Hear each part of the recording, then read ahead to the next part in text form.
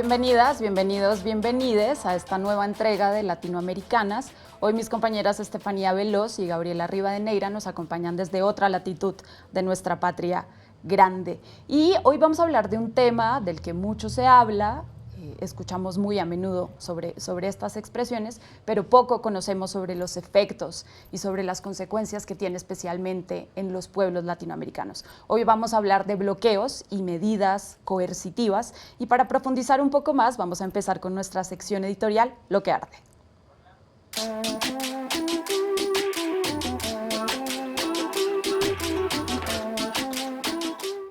¿De qué hablamos cuando nos referimos a un bloqueo? Un bloqueo consiste en aislar económicamente a un país. Se producen generalmente en situaciones bélicas o de elevada tensión política internacional.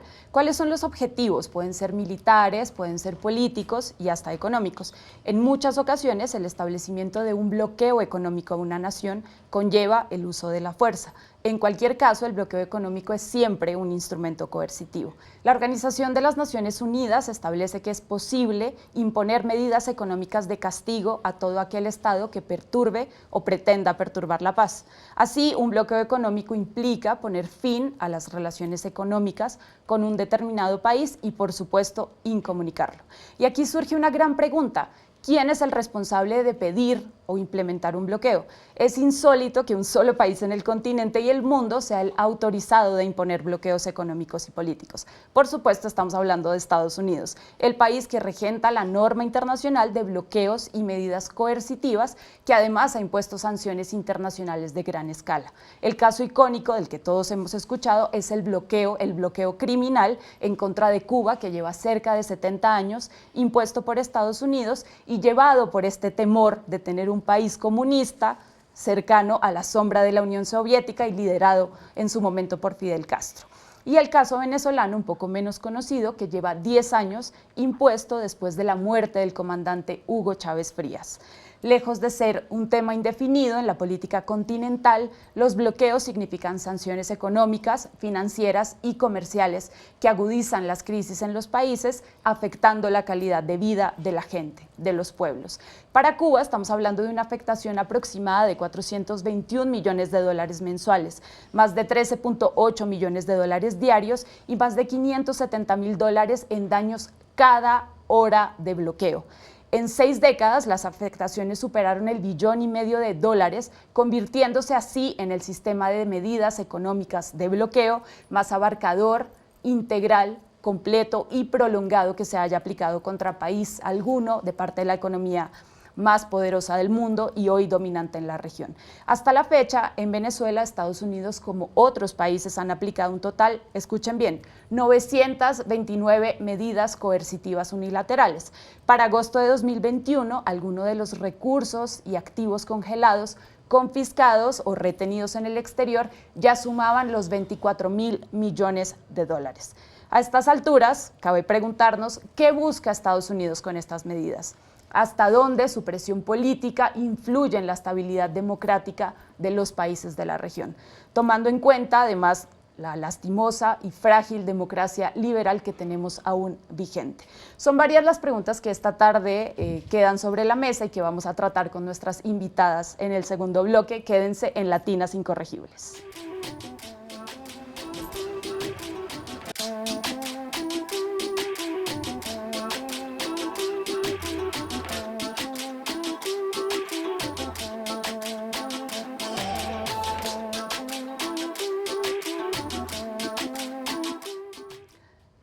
Y como les mencionaba, mis compañeras de set nos están acompañando desde otra latitud de América Latina, pero me dejaron muy bien acompañada, como tiene que ser, con 2 grandes mujeres latinoamericanas con quienes vamos a conversar de este tema de los bloqueos, especialmente el bloqueo a Cuba y el bloqueo a Venezuela.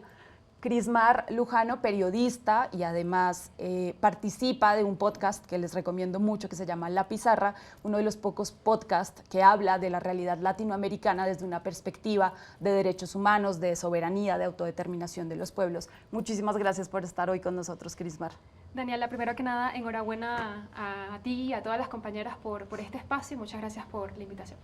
Y del otro lado me acompaña nuestra compañera Lisette Sardina, que es internacionalista, máster en geopolítica y también trabaja en la Embajada de Cuba en México. Muchísimas gracias, Lisette, por acompañarnos hoy. Muchísimas gracias a ustedes por la oportunidad de compartir aquí con el público de otras latitudes sobre la realidad de Cuba y del hermano pueblo de Venezuela. Es una oportunidad realmente para mí. Y como bien lo decían, bueno, ya les escucharon el acento, Crismar venezolana, Lisette cubana. Me gustaría empezar preguntándoles, después de lo que vimos en la sección editorial, uno puede hablar de la situación venezolana, uno puede hablar de la situación en Cuba sin hablar del bloqueo. ¿Quién quiere empezar?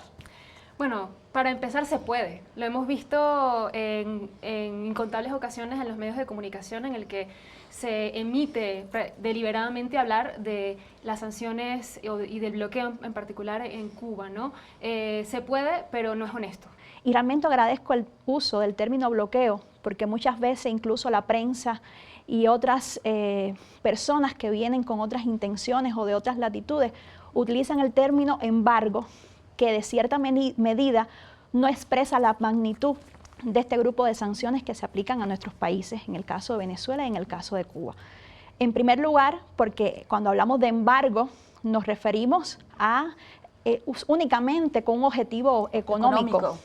Y realmente está justificado cuando un país ha violado alguna norma del derecho internacional o es deudor de algún otro país y se le aplica un tipo de embargo. En el caso nuestro, Cuba no ha violado ninguna norma, no es deudor de los Estados Unidos, por lo tanto, nos referimos precisamente a un bloqueo que, como bien decías, es una medida que está pensada para el caso de los conflictos bélicos y, sin embargo, en los casos de Cuba y Venezuela se han aplicado sin ninguna justificación, realmente sin ningún argumento detrás que haya que justifique socavar la soberanía de los pueblos y la posibilidad de la autodeterminación de nuestras naciones. Por eso agradezco el uso del término bloqueo, que es realmente el que define este conjunto de sanciones y medidas aplicadas a nuestros países. El término correcto, además.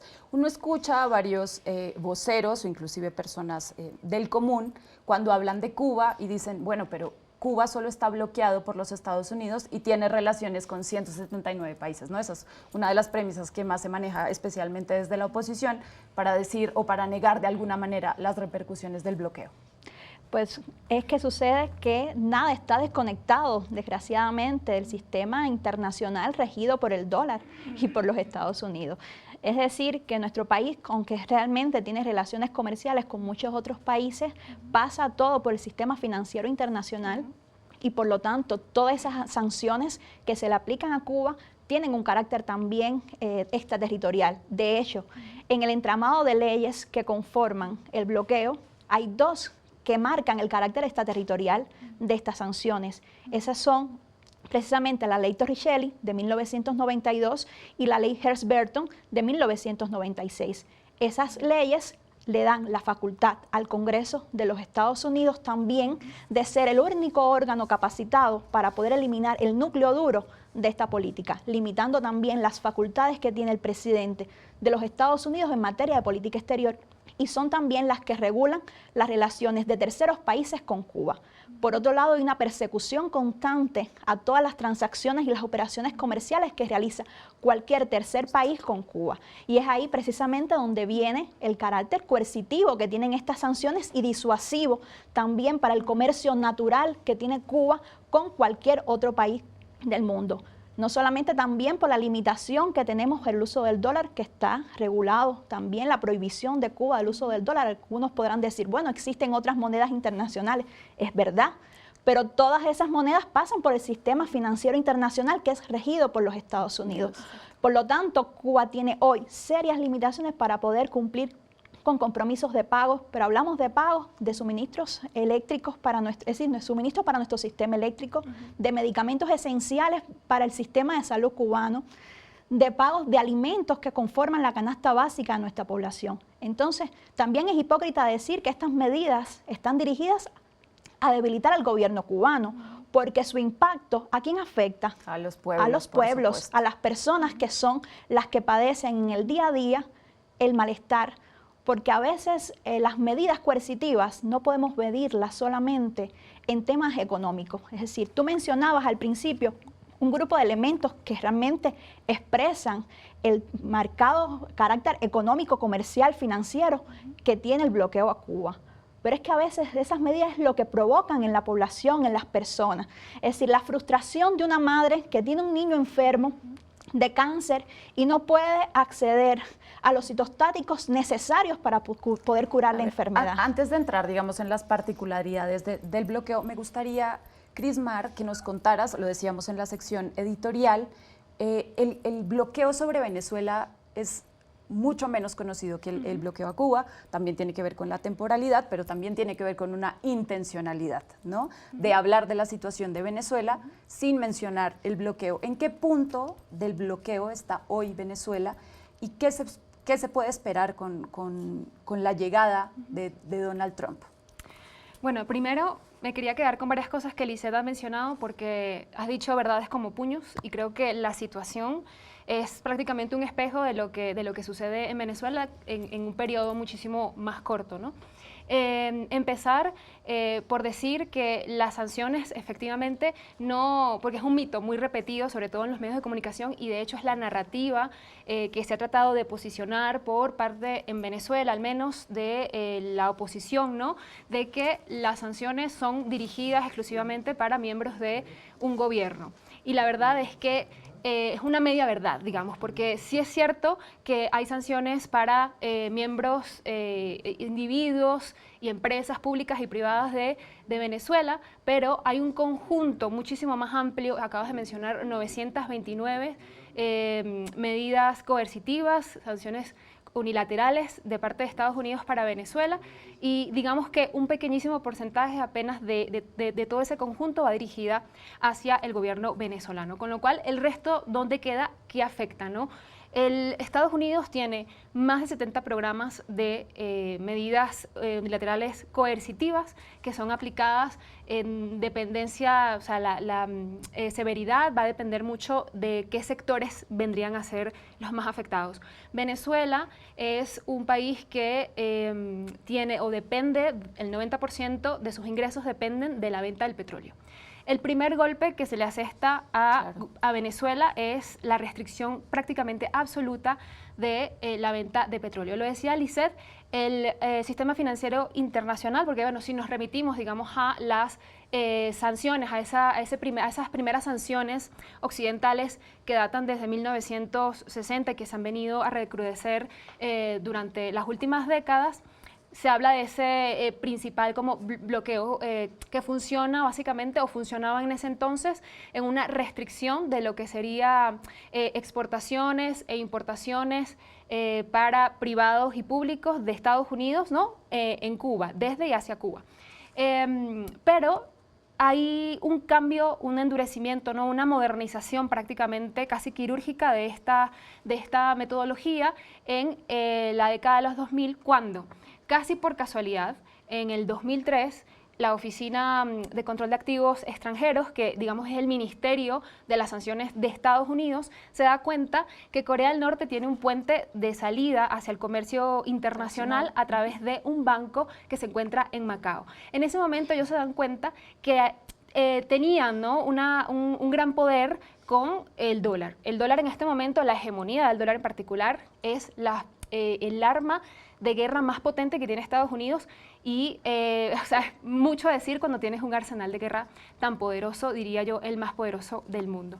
Entonces, cuando ellos se dan cuenta de esto, empiezan a prohibir, ¿no? las operaciones financieras a través de un sistema que se llama SWIFT, que yo creo que mucha gente, el que tenga una tarjeta que sea Visa, que sea Mastercard, todas, o sea, este sistema es el sistema de comunicación de todos los bancos. Que además fue responsable mucho tiempo de las imágenes de las colas en los supermercados. Por supuesto. ¿No? Porque la gente iba a pagar e intencionalmente te demorabas, lo digo porque estuve ahí muchísimo tiempo pagando, ¿no? Sí. Entonces, evidentemente esto era aprovechado por los medios de comunicación, las colas, de la mano del supuesto y completo desabasto que se vivía en ese momento en Venezuela, ¿no? Exactamente. Bueno, eso pasa ya a partir del 2014, cuando empieza, de hecho, digamos, la guerra económica, ¿no? Tan llamada, que fue en principio, un ataque al modelo social de Venezuela, en el que efectivamente había desabastecimiento, acaparamiento, se encontraban galpones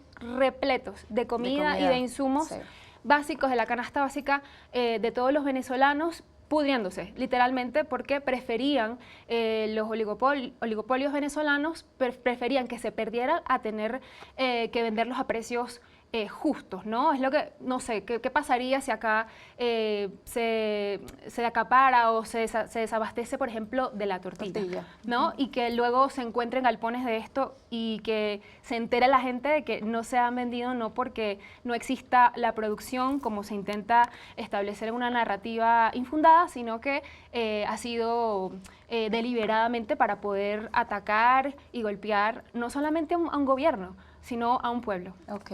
Y de la mano, hablando de narrativas, yo supongo, y espero también que nuestros queridos y queridas televidentes hayan visto las penosas imágenes del traslado de migrantes venezolanos a una cárcel en El Salvador, ¿no? Una muestra no solamente del autoritarismo que todos conocemos del gobierno de los Estados Unidos, sino que además se encuentra un nuevo aliado en América Latina, Nayib Bukele, que por supuesto... Supongo que los Estados Unidos se tuvieron que haber olvidado de las investigaciones por corrupción en contra de su gabinete, ¿no? De las denuncias o miras hacia otro lado en el tema de las violaciones sistemáticas a los derechos humanos. Pero la retórica es la misma, ¿no? Tenemos a un país casi por naturaleza intervencionista que decide en conjunto, bueno, la decisión es de los Estados Unidos, pero que con la ayuda de un país o un gobierno más bien como el de Nayib Bukele, decide el destino de personas de una tercera nacionalidad, acusándolas de delincuentes y, bueno, peores cosas, en las palabras de Donald Trump, sin ni siquiera tener derecho al debido proceso. Y aquí me gustaría entrar en algún punto, porque parece que se está consolidando un nuevo Guantánamo en El Salvador, ahora sí con la venia del presidente de turno en este momento en ese país. Tú, como cubana, conociendo las implicaciones que ha tenido Guantánamo, ¿cómo ves esta nueva expresión de autoritarismo en el continente? Bueno, Guantánamo, decimos los cubanos que es una heridita en el corazón de los cubanos porque es un territorio ilegalmente usurpado por Estados Unidos, violando las normas del derecho internacional, estableciendo allí una cárcel que va en contra del fin para el cual en un momento fue cedido ese territorio por el entonces gobierno bajo coacción de intervención militar de Estados Unidos, que tuvo que verse obligado a aceptar mediante la enmienda Platt ceder el territorio de Guantánamo y que, bueno, como decía, es un territorio que está ahí y donde se practican realmente actos de violación de los derechos humanos constantemente.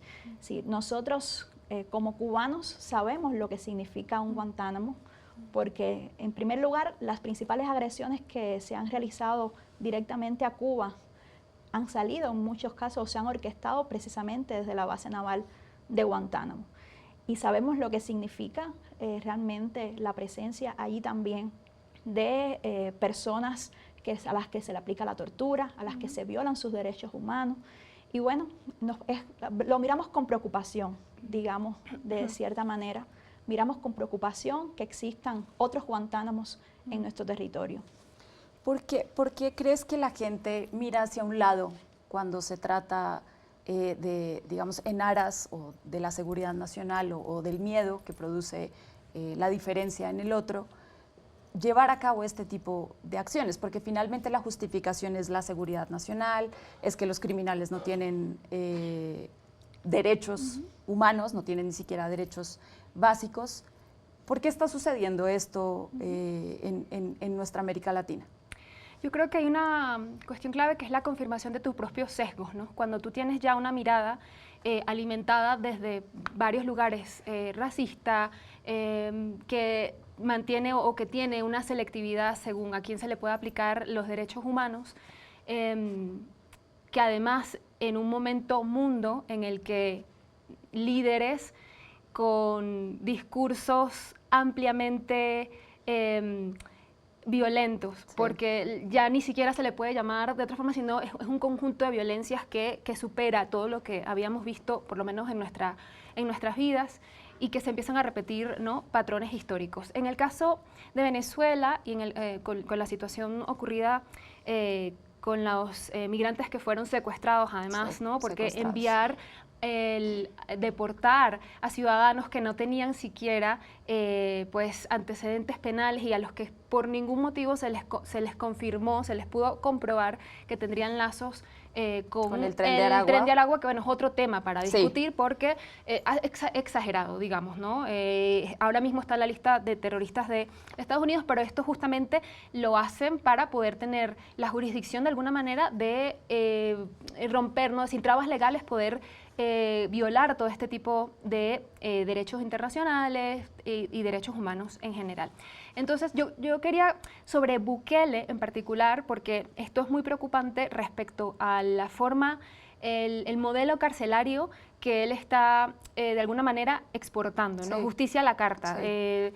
Te los traigo, si a Donald Trump le estorban de alguna manera los migrantes, sobre todo siendo un presidente que llega a la Casa Blanca con una promesa de deportarles, para Bukele es un negocio, ¿no? Es un modelo de exportación carcelaria, violatoria de los derechos humanos y que ahora mismo recibe un espaldarazo de la nación o una de las naciones más importantes del mundo que dice, me gusta lo que estás haciendo, te lo compro, porque además es un negocio redondo, a ti te sale mucho, te sale bien, ¿no? Porque hasta dicen que es sostenible y Sí. a Estados Unidos nos sale por la mitad, básicamente, del precio de lo que corresponde impartir justicia como corresponde, ¿no?, con el debido proceso. A mí lo que más me espanta y que creo que a todo el mundo le sucede es es sistemática prácticamente, ¿no?, la forma en la que se están rompiendo los acuerdos preestablecidos de alguna manera y al final de cuentas quienes están dentro de esta ecuación son las personas, los y las venezolanas en este caso, a quienes por ser de una nacionalidad en particular, pues se les está criminalizando directamente. Yo quiero decir que el colapso económico que fue producto de las sanciones impuestas por Estados Unidos son la razón principal del éxodo masivo de venezolanos. Justo estás yendo a donde quería ir, muy de la mano de lo que vimos con esta deportación de migrantes a El Salvador. Caemos o hemos estado viendo lo que es un círculo vicioso, ¿no? Se levantan medidas coercitivas, hay un éxodo migratorio, pero nunca quitas las restricciones, pero te quejas del aumento de la llegada de migrantes, ¿no? Donald Trump hoy, digamos, está utilizando a los migrantes y a las migrantes latinas como su chivo expiatorio, pero pronto van a ser los negros, pronto van a ser las diversidades y cualquier persona que no se ajuste a ese modelo de nación. Y muy de la mano del miedo, que es una estrategia que han utilizado mucho para hablar siempre sobre Venezuela, ¿no? Desde el miedo. Hay un tema que no se discute y es el crecimiento económico que ha ido alcanzando Venezuela en los últimos años y que por supuesto no se menciona en los medios de comunicación. Y del lado de Cuba, ¿cómo sobrevives? ¿Cómo tienes un sistema de salud público que funciona muy bien, un sistema de educación pública que funciona muy bien, a pesar de 70 años de bloqueo? Bueno, quiero ahí precisar también algo de lo que decía mi colega venezolana, y es el hecho también que en el caso de Cuba, la situación hoy que hay con el tema migratorio, el incremento que hubo en los últimos años, estuvo dado precisamente por el hecho de las sanciones y por el impacto que tienen esas sanciones en la vida económica de todas las personas. Y de hecho algo positivo es que creo que ya hay un reconocimiento por parte al menos de los países de la región, y en ese sentido quiero reconocer el papel que ha tenido México en insistir también en el tema de las sanciones como un factor, como una variable dentro de los flujos migratorios que hoy se ven hacia los Estados Unidos. Y en el caso nuestro, también estimulado por una ley de ajuste cubano que está establecida desde 1959, que facilita que toda persona que llegue de manera irregular a los Estados Unidos alegando que es pidiendo asilo, que es un perseguido político, aunque realmente está demostrado que esa persona emigra como cualquier otro migrante latinoamericano por una razón económica agudizada por el impacto de esas sanciones, esa persona al año y un día puede regularse sin ningún problema en los Estados Unidos. Si todos los países de la región tuviesen esas mismas oportunidades sus migrantes, a lo mejor fueran no hoy 40 millones los mexicanos que viven en los Estados Unidos. Sí, mucho menos. Entonces, sí, bueno, de hecho, en el caso de Venezuela, en estudios recientes, si uno ve los números, se encuentra con que está directamente relacionado, por ejemplo, la caída del PIB, no en términos, digamos, más macroeconómicos, pero en una deterioro de la vida de los y las venezolanas con el aumento de la migración. Antes de 2015 no migraban la cantidad de personas que están emigrando en este momento de Venezuela y que a partir del año pasado se volvió a normalizar de alguna manera. De hecho, el gobierno venezolano tiene un plan se llama Vuelve a la Patria, en el que no solamente es una cuestión de acogida, sino van y los buscan con pues aviones oficiales del país, ¿no? Yo creo que esto es muy importante porque en los medios de comunicación, sobre todo por el cerco mediático que del que Venezuela es víctima, se dice poco de estas cosas. Y yo creo que ahora hay como un reconocimiento, y lo digo incluso por cuenta de personas que han salido muy pronto de Venezuela, el daño que están ocasionando las sanciones para nuestro país, en un sentido muchísimo más amplio que el que se ha querido posicionar de alguna manera desde algunos sectores que se están además beneficiando de que a Venezuela se le sancione y de que a Venezuela, porque van como discursos, ¿no? De Venezuela es un peligro para el continente. Sí, hablar de Venezuela se volvió un tema de política nacional y un tema electoral en todos los países. El expresidente Rafael Correa, el expresidente Andrés Manuel López Obrador, digamos, fueron muy críticos del sistema de las Naciones Unidas. Y aquí, supongo que sabes hacia dónde voy, porque si año tras año hay tantos países, porque normalmente es como es de esperarse, Estados Unidos e Israel los que votan en contra de levantar el bloqueo a Cuba. ¿Por qué sigue pasando? ¿Por qué no pasa nada si se supone que estamos en el organismo internacional más importante que además reúne a la mayoría de los estados? ¿Y por qué año tras año ha habido un creciente apoyo al levantamiento de las medidas? ¿Qué pasa? Bueno, como bien decías, desde 1992 Cuba decidió presentar en el marco de la Asamblea General de las Naciones Unidas la resolución que condena la imposición del bloqueo por parte del gobierno de los Estados Unidos al pueblo de Cuba. Muchos preguntarán por qué lo presentamos en este órgano, que desgraciadamente no tiene carácter vinculante las resoluciones, y por qué seguimos insistiendo. Es decir, el año pasado, el 2 de noviembre, fue la última votación, la 33ª votación, donde 187 países votaron a favor de la resolución. Y lo seguiremos presentando por dos motivos. En primer lugar, porque es nuestro derecho soberano de presentar en todos los marcos del sistema de Naciones Unidas y todos los marcos internacionales el derecho que tiene el pueblo de Cuba a la autodeterminación, a elegir su modelo económico, político y social, y a condenar a Estados Unidos por imponer de manera unilateral estas sanciones sin justificación contra el pueblo de Cuba. En segundo lugar, porque es la oportunidad también de dejar aislados a los Estados Unidos en el marco de las Naciones Unidas, porque cada votación va demostrando, en primer lugar, de que es legítimo el derecho que estamos reclamando, es legítimo el derecho que reclama Cuba de que no sean impuestas esas sanciones y que el bloqueo sea levantado. Es nuestra oportunidad también de recibir el apoyo de nuestros hermanos de otras naciones, incluso de que muchos aliados de los Estados Unidos en temas internacionales se posicionen a favor de Cuba como bloques en muchas ocasiones. Y en tercer lugar, porque seguiremos y no insistiendo, es decir, no dejaremos de aprovechar ningún espacio que sea esencial para nosotros, para poder continuar y todo el tiempo demandar el fin del bloqueo. Porque no porque sea un tema a lo mejor gastado para muchos, es un tema que deja de ser importante. Y por eso es que seguiremos, aunque no tenga carácter vinculante, en algún momento, al menos la sociedad estadounidense, que es la que sí pudiese de cierta manera presionar a su propio gobierno para que sean levantadas estas sanciones, se dé cuenta y se percate de que hay un tema en el que Estados Unidos está completamente aislado en el mundo, y ese tema es precisamente el injusto, el genocida bloqueo impuesto a Cuba por más de 60 años. ¿Cómo ves tú a Venezuela hoy en el continente después? Bueno, como pasa siempre en las elecciones en Venezuela, especialmente cuando estamos hablando de elecciones presidenciales, se genera todo este ruido que sucede siempre afuera, pero cuando estás adentro la situación es distinta. Sin embargo, tuvimos a países como México, como Colombia, como Brasil, que pidieron de alguna manera o se convirtieron en una especie de mediadores sobre todo este ruido que sucede afuera y la situación venezolana.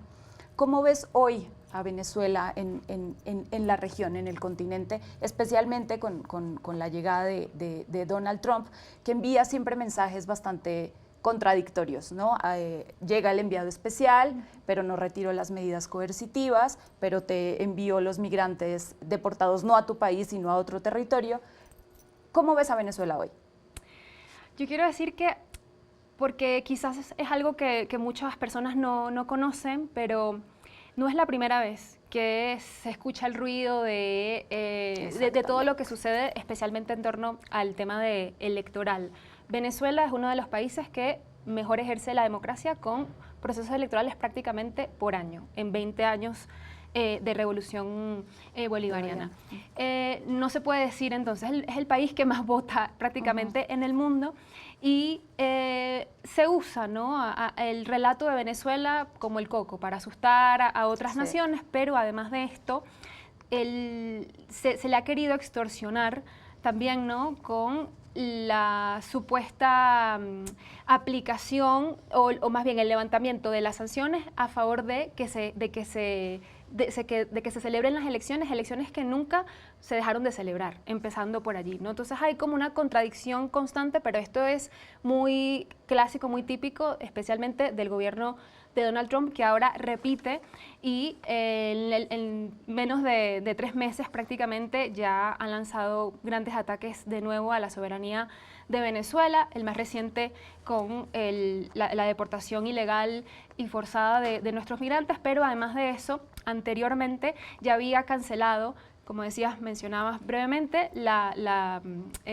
licencia de Chevron, que le permitía de alguna manera un respiro para Venezuela, y de hecho se da cuenta en o sea, que se recuperó. Creo que mucha gente no sabe, si nos puedes ampliar un poco cómo funciona Chevron en Venezuela y por qué es distinto de otras empresas estadounidenses. Había una licencia especial para Chevron, para poder hacer el proceso de explotación petrolera, básicamente, que beneficiaba no solamente a Venezuela, beneficiaba también al conjunto incluso estadounidense. Se retira esta licencia, y aquí hay varias cosas, porque sucede que pareciera que las sanciones son una cuestión exclusiva, o se usa mucho esta excusa de el tema de la libertad, de los derechos humanos, pero al gobierno de turno de Estados Unidos también, de alguna manera, le beneficia poder imponer este tipo de medidas, porque son como una forma, como es el eje de su política exterior, además de la guerra, cuando las medidas diplomáticas no funcionan o no son suficientes, para ellos es mejor, de alguna manera, no entrar en una guerra, pero poder imponer sanciones. Entonces, con el tema de Chevron, ha pasado esto básicamente, ¿no? Digo de la boca para afuera que no quiero estar vinculado de alguna manera porque hay una supuesta violación de derechos humanos, etcétera. Pero al mismo tiempo esto me va a dar a mí las condiciones internas para poder hacer pasar otro tipo de cosas, y además la posibilidad de negociar esto.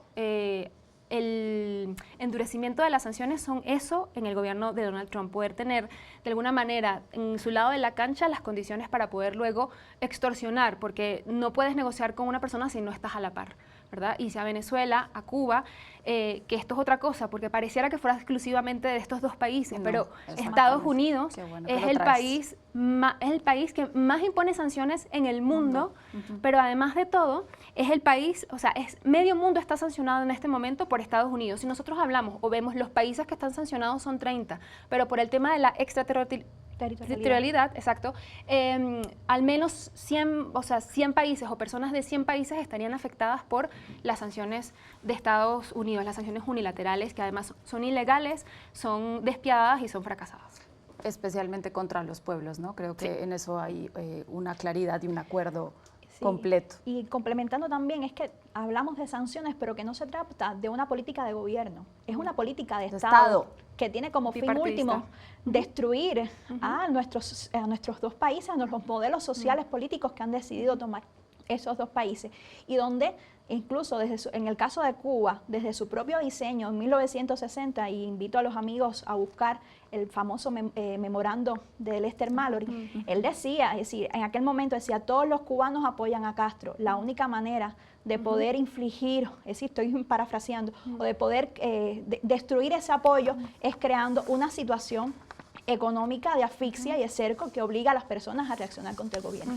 Ese es el diseño que ha tenido desde 1960 el bloqueo impuesto por Estados Unidos a Cuba. Eso es lo que buscan, es crear una situación interna de conflicto social, de descontento, y que implosione y que tenga efectos para destruir los gobiernos legítimamente electos, legítimamente votados en nuestros países. Esa es la intención que buscan tanto con el bloqueo a Cuba y con el que buscan con los bloqueos que aplican a otros países de la región, específicamente Venezuela, pero otros países del mundo. Hace poco Cuba fue noticia por el tema de los apagones y conversábamos con Cris Mar detrás de micrófonos, que en ese momento también coincidió con el periodo de apagones, que no se ha superado todavía, en Ecuador.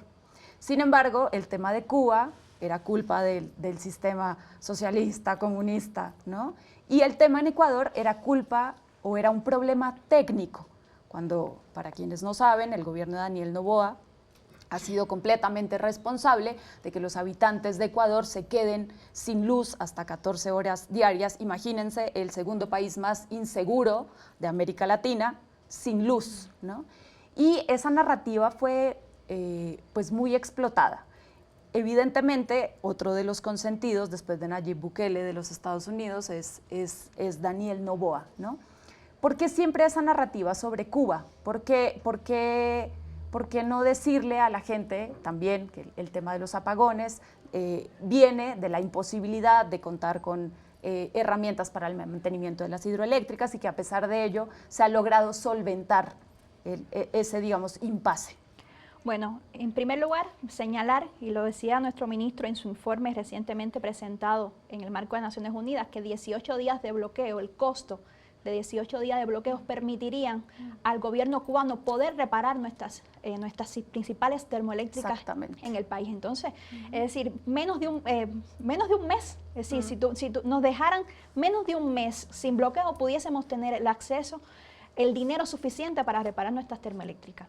En segundo lugar, hoy nuestro sistema eléctrico es un sistema muy viejo. La termoeléctrica más joven que hay en Cuba tiene 30 años, con una tecnología prácticamente obsoleta. Y algunos dirán, ¿y por qué no compran otras piezas? Es que dentro del bloqueo, para que entiendan, hay una regulación que dice que Cuba no puede acceder a ningún insumo que tenga más de un 10% de componente norteamericano. Y unos dicen, 10%, es que es un número ínfimo para hoy. Casi todas las autopartes, todo lo que tenga que ver con el sistema electroenergético, rotor, calderas, todo tiene más de un 10% de componente norteamericano. Esa es la misma razón por la cual hoy Cuba no tiene aviones para volar. Algunos dirán, ¿no hay voluntad? Por supuesto. ¿Creen que el gobierno cubano disfruta que haya un segmento de la población que diariamente padece horas de apagones? Por supuesto que no. Por todo lo que eso implica, no solamente en el bienestar natural, en el pleno siglo XXI, la electricidad es parte, viene dentro de la vida, es tener electricidad, pero es también tener acceso a la telefonía, que a veces se ve también afectada por los apagones. Es decir, la situación realmente con ese tema está dado esencialmente por el impacto del bloqueo. ¿Qué sucede? Y siempre lo hemos visto, una noticia en otro país no es noticia. Una noticia en Cuba es sacada y ampliada porque la intención es esa. Claro. La intención es ampliar el malestar para crear un estado de opinión a lo externo del país que le permita a ellos justificar la aplicación de las sanciones. ¿Por qué? Porque el tema de los derechos humanos es usado por Estados Unidos a su conveniencia. Sí, por supuesto. Por supuesto. Está bien violar derechos humanos en El Salvador, pero es un problema en Cuba y en Venezuela. Exactamente. ¿Por qué se justifican? ¿Por qué Donald Trump aplicó más de 243 medidas en su primer mandato sin justificación por unos supuestos incidentes acústicos que se ha demostrado que no existieron, que sus propios científicos en Estados Unidos han escrito, han hecho publicaciones para decir que fue mentira, que fue creado, que nada justifica esos supuestos síntomas. Sin embargo, fue la justificación para, en primer lugar, desmontar el personal de nuestra embajada en Washington, para desmontar el personal también de su embajada, pero con implicaciones también en el tema migratorio, porque eso implicó que no se cumplían los acuerdos migratorios establecidos entre Cuba y Estados Unidos. Y por supuesto, si las personas no tienen vías regulares para migrar, ¿qué usan? Las vías irregulares. Entonces, por supuesto, todas estas medidas tienen el fomento a crear una situación de inestabilidad emocional, porque yo la describiría así, una inestabilidad emocional dentro de la población que justifique entonces aplicar las sanciones, que justifique entonces aplicar estas medidas coercitivas contra nuestros países. Nos quedan menos de 2 minutos, se nos fue rapidísimo el tiempo y les agradecería que fuéramos muy breves en esta última respuesta. Crismar, ¿qué tiene que pasar en Venezuela o qué tiene que pasar más bien en el mundo para que se detenga el éxodo migratorio del pueblo venezolano? Indudablemente que se levanten las sanciones de Estados Unidos. Levanten las sanciones y después hablamos de todo lo que quieran. ¿Qué tiene que pasar en el caso cubano? Bueno, yo creo que lo primero es que Donald Trump son 4 años, no es la única tranquilidad que tenemos los cubanos en este momento. Podemos decir en primer lugar, porque ya llevamos más de 60 años, en todas las variables nuestras, el bloqueo, en todas las ecuaciones el bloqueo es una variable, es decir, ya hemos sabido vivir y hemos sabido resistir y hemos sabido ser resilientes. Y lo único que Cuba necesita es precisamente que sean levantadas, es que incluso con bloqueo hemos podido salir adelante y desarrollarnos. Si nos las quitan, es como decimos nosotros, si no funciona, ¿por qué no me lo quitas? Es decir, ellos están claros. Además, rápido, cuando Obama levantó algunas de las sanciones o reformuló algunas de las sanciones, entre 2015 y 2016, Cuba vivió un desarrollo económico y nuestro PIB creció. Por lo tanto, se demostró que sí es verdad que el bloqueo es la principal causa de nuestra situación económica actual. Y no me gustaría dejarlas ir sin hacerles esta pregunta, que además fue muy recurrente, especialmente en la izquierda, ¿estaríamos mejor con Kamala Harris? Como decía Lisette, el tema de las sanciones no es una cuestión particular que concierne a un presidente, es una cuestión bipartidista en cualquier caso, y una política de Estado es el eje de la política exterior de Estados Unidos. Y bueno, nosotros consideramos lo mismo. La política de Estados Unidos hacia Cuba tiene consenso en los dos partidos, una política bipartidista igual, y no creemos, además, el gobierno de Biden tuvo la oportunidad de eliminar el núcleo duro de las sanciones, de las principales medidas aplicadas por Trump en aquel momento que recrudecían el bloqueo, y no lo hizo. Incluso un gobierno que venía con antecedentes de haber participado en parte de la formulación cuando Obama. Por lo tanto, no creemos que un presidente u otro determine el rumbo de la política hacia nuestros países, sino es el conjunto de factores que conforman esa política la que realmente podrá ser efectiva o no en el futuro. Bueno, pues muchísimas gracias. Espero que a nuestro público les haya quedado muchísimo más claro cuáles son los efectos de un bloqueo. Hay que decirlo con todas sus letras, un bloqueo no es un embargo, es un bloqueo y además es criminal y tiene especiales efectos en los pueblos. Eso es lo que más nos debería preocupar siempre. Muchísimas gracias, Crismar. Muchísimas gracias, Lisette. Esperamos verlas aquí muy pronto porque está buenísimo conversar con ustedes y nos vamos a un pequeño corte comercial.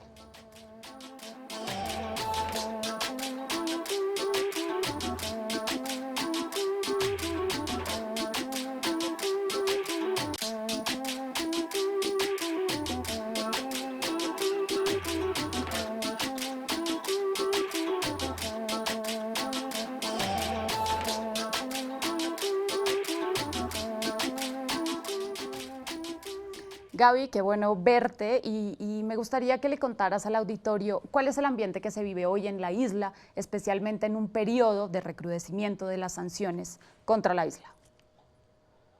Bueno, realmente lo que vive Cuba van a ser 7 décadas de un bloqueo y de unas sanciones, sobre todo que han afectado fuertemente el abastecimiento interno en Cuba, sobre todo principalmente desde que Obama emitió justamente ese decreto de medidas unilaterales y acusando a Cuba ser país que auspicia el terrorismo.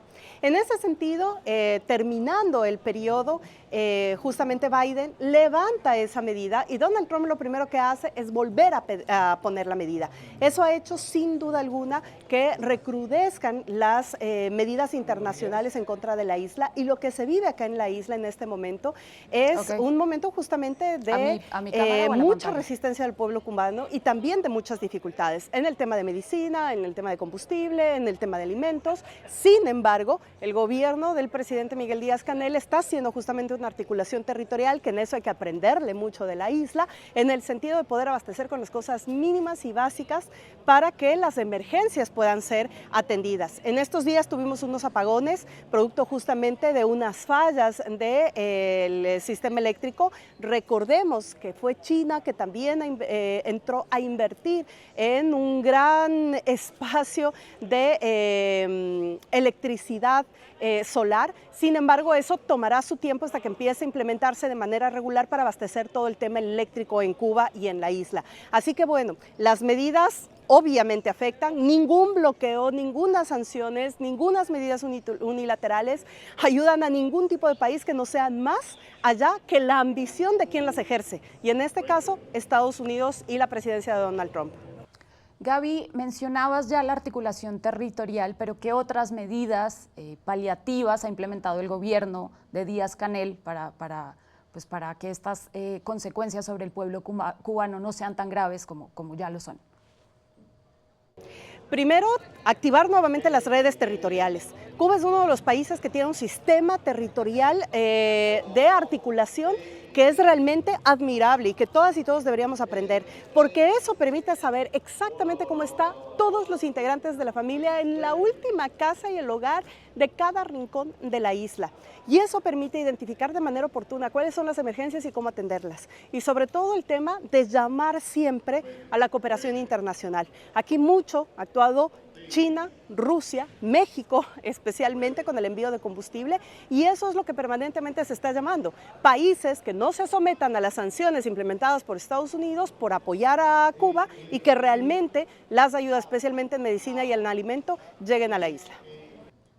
Precisamente mis compañeras están participando en un seminario de comunicación popular. Para quienes no lo conozcan, se llama Patria. De hecho, los invito a poderle echar una mirada, un encuentro de comunicadores y expertos de la comunicación, pero alrededor de esta comunicación popular, fuera de la mediática que se ha impuesto. Y ahora, Estefanía, me gustaría que nos contaras por qué son importantes este tipo de encuentros regionales, cuál es su utilidad. Este tipo de eventos son muy importantes porque nos permite articularnos entre periodistas, comunicadores, investigadores, personas que se dedican en realidad a desafiar las narrativas que se construyen desde países que tienen sus propios intereses, evidentemente, y creo que es importante juntarnos para dialogar, para intentar discernir y para tratar de desafiar la comunicación que tenemos hasta ahora, que es bastante tradicional, y buscar otras maneras de comunicarnos, como comunicación colectiva, más popular, y es importante vernos sobre todo en espacios latinoamericanos. Hoy es Cuba, pero mañana podría ser México, podría ser Argentina, podría ser muchos otros lugares, pero lo importante es estar en sintonía y que haya sinergia entre las personas que nos dedicamos a comunicar fuera de las narrativas tradicionales. Mencionabas algo bien importante sobre justamente desafiar, ¿no? Desafiar ese sistema comunicativo, desafiar ese sistema. ¿Tú crees que le ha faltado levantar la voz a los países de América Latina y el Caribe en contra de las sanciones impuestas a países como Cuba y como Venezuela? Definitivamente sí, México y todos los países de Latinoamérica tendrían que pronunciarse sobre un bloqueo que es inhumano, que lo que ha hecho es condenar al pueblo cubano a vivir en la pobreza, a pasar por momentos muy difíciles para llevar al límite a la población cubana, y yo creo que todos los países merecen desarrollarse en libertad. Por eso creo que es obligación pronunciarnos, y porque, como decía hace un rato, si esto pasa con un país y nos damos la vuelta y no hablamos de esto, puede pasarnos a nosotros eventualmente o a cualquier otro país.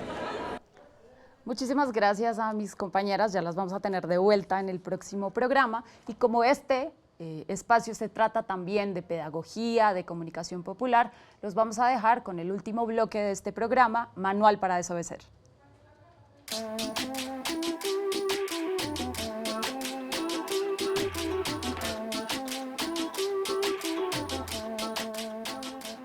Muchísimas gracias por haberse quedado hasta el final del programa hoy, que hablamos de bloqueos y medidas coercitivas unilaterales.